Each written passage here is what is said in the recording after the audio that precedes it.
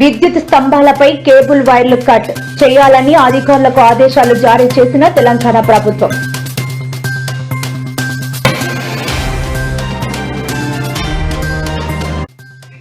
నేడు జైలు నుంచి విడుదలైన వైసీపీ నేత కాకాని కూటమి ప్రభుత్వంపై కీలక వ్యాఖ్యలు.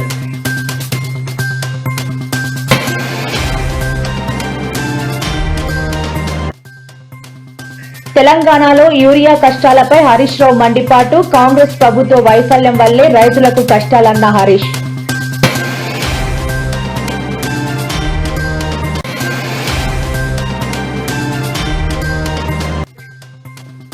హైదరాబాద్ బ్రాండ్ ఇమేజ్ ను పెంచేలా గణేష్ ఉత్సవాలను నిర్వహిస్తాం వెల్లడించిన మంత్రి పొన్నం ప్రభాకర్.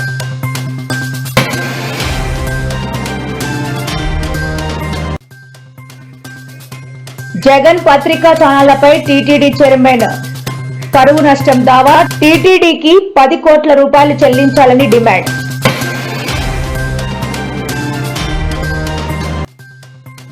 నేడు మంగళగిరి మయూరి టెక్ పార్క్ లో రతన్ టాటా ఇన్నోవేషన్ హబ్ ను ప్రారంభించిన ముఖ్యమంత్రి చంద్రబాబు.